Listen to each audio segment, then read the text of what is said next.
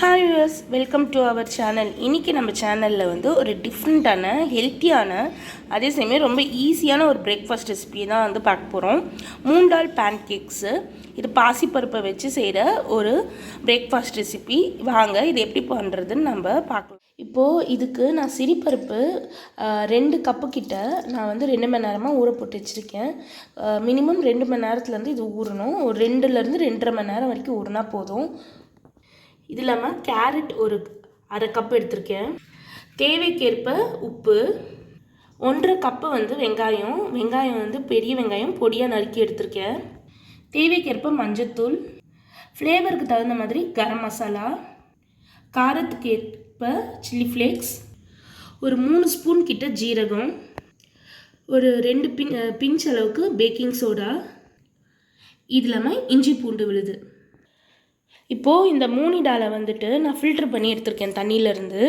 இப்போ இதை வந்து நம்ம மிக்சியில் போட்டு அரைச்சி எடுத்துக்கலாம். மிக்சியில் நான் இந்த பருப்பை வந்து சேர்த்துக்கிறேன்.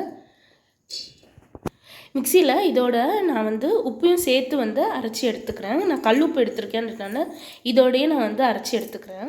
பாருங்கள், இந்த அளவுக்கு வந்து நம்ம அரைச்சி எடுத்துக்கணும்.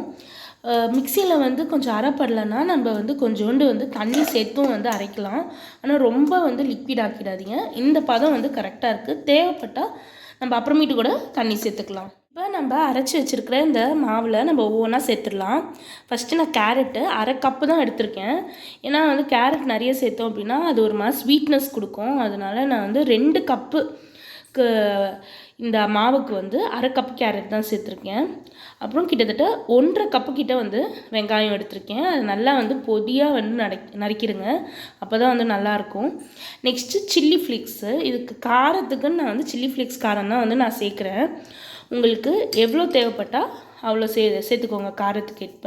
நீங்கள் இதுக்கு பதிலாக வந்து பச்சை மிளகாவை கூட மிக்சியில் போடுறப்போ அரைச்சி சேர்த்துக்கலாம், இல்லை பொடியாக நறுக்கி சேர்த்துக்கலாம், உங்கள் இஷ்டம்.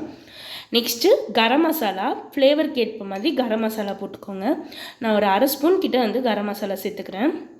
நெக்ஸ்ட்டு மஞ்சத்தூள், அதுவுமே வந்து ஒரு அரை ஸ்பூன், ஒரு சின்ன சிட்டிக்கிற அளவுக்கு வந்து நான் சேர்த்துக்கிறேன். நெக்ஸ்ட்டு வந்து இஞ்சி பூண்டு விழுது நான் வந்து 2 ஸ்பூன் கிட்ட எடுத்து வச்சுருக்கேன். அதை அப்படியே சேர்த்துடுறேன். நெக்ஸ்ட்டு வந்து ஆப்ப சோடா.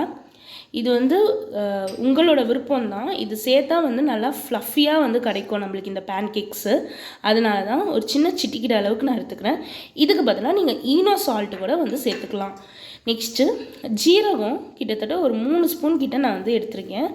நான் அதை சேர்த்துக்கிறேன். இப்போ இது எல்லாத்தையும் சேர்த்து நம்ம வந்து மிக்ஸ் பண்ணிடலாம். இப்போ வந்து எல்லாத்தையும் நம்ம வந்து நல்லா வந்து கலரி விட்டுடலாம்.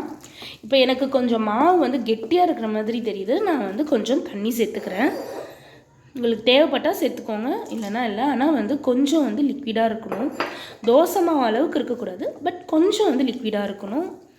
ஸோ அதை பார்த்துக்கோங்க. இப்போ பாருங்கள், இந்த அளவுக்கு லிக்விட் இருந்தால் போதும். பாருங்கள், கரண்டிலேருந்து எடுத்தால் அப்படியே விழுற மாதிரி இருக்கணும். சூப்பராக இருக்குது. மாவு பார்க்கவே வந்து எவ்வளோ கலர்ஃபுல்லாக இருக்குது பாருங்கள். இதில் நான் வந்து கொத்தமல்லி வந்து சேர்க்கலை. உங்களுக்கு தேவைப்பட்டால் நீங்கள் சேர்த்துக்கலாம். எனக்கு அந்த ஃப்ளேவர் பிடிக்காதுன்னு நான் சேர்க்கலை.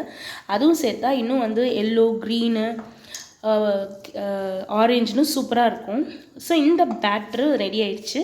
இதை வந்து நம்ம தோசைக்கல்லில் நம்ம வந்து போட்டு சாப்பிட வேண்டியதான். வாங்க அது எப்படி பண்ணுறதுன்னு பார்க்கலாம். இப்போ நம்ம போட ஆரம்பிச்சிடலாம். கடாயில் வந்து நம்ம ஃபஸ்ட்டு கொஞ்சோண்டு ஆயில் வச்சு அதை ஸ்ப்ரெட் பண்ணிக்கலாம். இப்போ நம்ம ரெடி பண்ணி வச்சுருக்கிற மாவை வந்து நல்லா கலந்து விட்டுட்டு பாருங்கள், இந்த அளவுக்கு வந்து லிக்விடாக இருக்கணும். உங்களுக்கு கொஞ்சம் மாவு கெட்டியாக இருந்ததுன்னா தண்ணி ஊற்றிக்கலாம். நம்ம குட்டி குட்டி பேன் கேக்ஸாக நம்ம வந்து போட்டுக்கலாம். ரொம்ப வந்து குண்டாகவும் வேணாம், ஏன்னா வந்து பாயில் ஆகலைன்னா கஷ்டம்.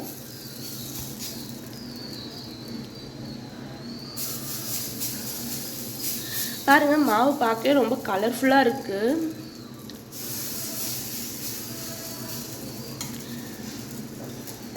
இப்போ சுற்றிலும் நம்ம கொஞ்சம் எண்ணெய் விட்டுக்கலாம்.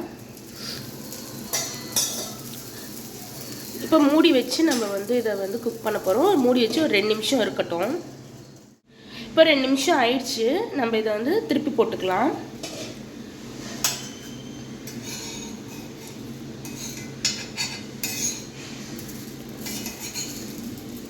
பாருங்கள் எவ்வளோ சூப்பராக வந்து நம்மளுக்கு குக்காய் வந்திருக்குன்னு. ஸ்டவ் வந்து இதுக்கு சிம்லியே தான் இருக்கணும். இப்போ நான் திருப்பியும் ஆயில் போட்டுக்கிறேன். உங்களுக்கு வேணும் விருப்பப்பட்டால் நெய் இல்லை பட்டரு கூட சேர்த்துக்கலாம். அது இன்னும் வந்து சூப்பராக இருக்கும், பசங்களுக்கு ரொம்பவே பிடிக்கும்.